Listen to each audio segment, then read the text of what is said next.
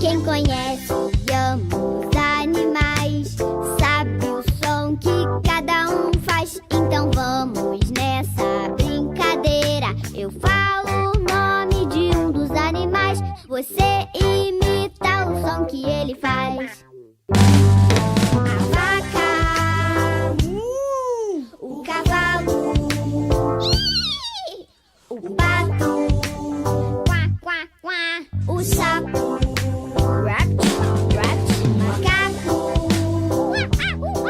e o pintinho, piu, piu, piu. Foi Deus quem criou todos os animais. O gato faz miau, o cachorro faz au au. Quem ama os animais, trata todos bem e mal nenhum faz.